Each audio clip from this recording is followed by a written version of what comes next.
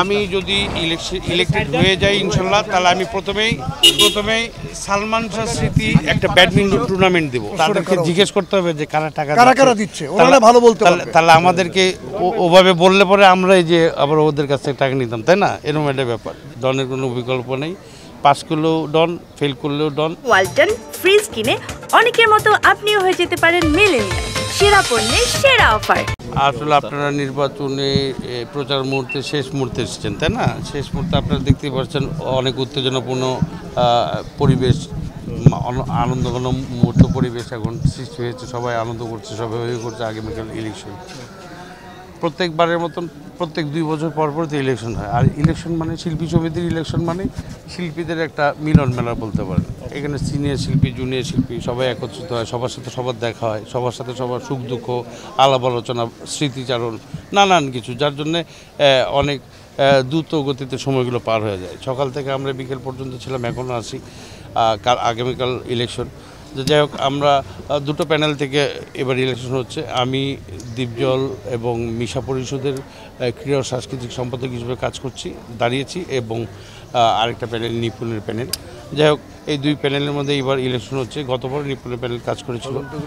তো যাই হোক, আর স্বতন্ত্র থেকে দাঁড়িয়েছেন আমাদের বন্ধু বাদল, ও স্বতন্ত্র থেকে দাঁড়িয়েছে ইসি কমিটিতে, না? আমরা ইসিতে, গতবার আমি স্বতন্ত্র থেকে ইসি কমিটিতে দাঁড়িয়েছিলাম।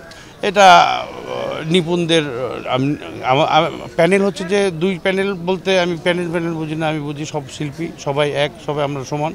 হয়তো আজকের জন্য কালকের জন্য হয়তো আমরা বিভক্ত হয়ে গেছি, মানে প্যানেল দুটো হয়ে গেছে। কিন্তু 20 তারিখের পর, 19 তারিখে ইলেকশন, 20 তারিখের পর কিন্তু সবাই একাবার, আমরা সবাই একসাথে কাজ করবো, তাই না? তো এই জায়গায় প্যানেল নিয়ে দ্বিধাদ্বন্দ্ব কিংবা প্যানেল নিয়ে কাদা ছোড়াছড়ি কিংবা প্যানেল নিয়ে হিংসাত্মক কোনো আচরণমূলক কথাই বলবো না আমি। সব প্যানেলই এক। এখানে কোনো কারণে, এটা আমার ব্যক্তি স্বাধীনতা। এটা আমার, গতবার তো অনেকেই ছিল যারা নিপুণের প্যানেল ছিল, তারা এবার এই প্যানেলে আছে। এবার এই প্যানেলে গতবার ছিল, তারা এবার নিপুণের প্যানেল আছে। এটা কোনো, আমি তো আগেই বললাম, শিল্পীদের মন হচ্ছে যে উদার হওয়া উচিত, শিল্পীদের মন বড় হওয়া উচিত। একজন শিল্পী আরেকজন শিল্পীকে কেন আমরা জেলাসি করব? কেন এর বোকা সরকারে আমরা বাস করছি, তাই না? যার যার জায়গা সেই মানুষই থাকবে, যার যার স্থান থেকে সেই সুস্থ সুন্দর পরিবেশে ভোট দেখ, এটাই আমরা চাই। আমরা দ্বিধাদ্বন্দ্ব চাই না। আমি তো গতবার পাসই করিনি কাজকর্ম করতে গেলে, তাই না? আর পাস করার আমি ডন, আমি একটা ডায়লগ আছে, আমি ডন এক পিস। ডনের কোনো বিকল্প নেই, পাস করলেও ডন, ফেল করলেও ডন। আমার কথা হচ্ছে আমি ভালোবাসার সহদা করি, আমি সবার সাথে ভালোবাসাবাসি নিয়েই চলি, বিদায় সবাই আমাকে ভালোবাসে। আমাকে দ্বীপজল পরিষদ আগে ডেকেছে, এই জন্য দ্বীপজল পরিষদে যোগ দিতে। যদি নিপুণ পরিষদ ডাকতো, আমি নিপুণ পরিষদে যেতাম। আমার কথা হচ্ছে যে এখানে কোনো রাজনীতি নেই, এখানে কোনো হিংসাত্মক কোনো আচরণ নেই।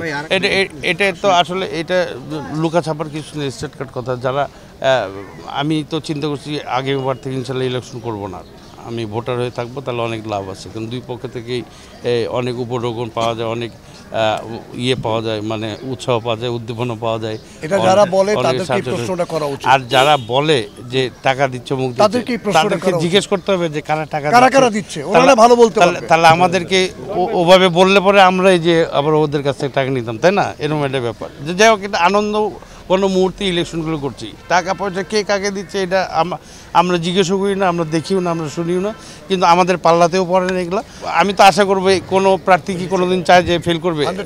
আশা করবো 100% পাস করবে ইনশাল্লাহ। আমি যদি ইলেক্টেড হয়ে যাই ইনশাল্লাহ, তাহলে আমি প্রথমেই সালমান শাহ স্মৃতি একটা ব্যাডমিন্টন টুর্নামেন্ট দেবো ইনশাল্লাহ। কারণ সালমানকে নিয়ে এর আগে কেউ কোনো সময় কোনো অনুষ্ঠানে আয়োজন করেনি, আমি প্রথম করবো ইনশাল্লাহ। আপনারা যদি সহযোগিতা করেন, আপনারা যদি আমার পাশে থাকেন, ইনশাল্লাহ জয়ী হবই। আর উপরওয়ালার ব্যাপার, উপরওয়ালা যদি তৌফিক দান করে, উপরওয়ালা যদি সহায়তা করেন, তাহলে আমি ইনশাল্লাহ পাস করবো। আর পাস করলেই সালমান শাহ স্মৃতি ফুটবল কিংবা সালমান শাহ ক্রিকেট কিংবা সালমান শাহ স্মৃতি ব্যাডমিন্টন টুর্নামেন্ট দেবো ইনশাল্লাহ।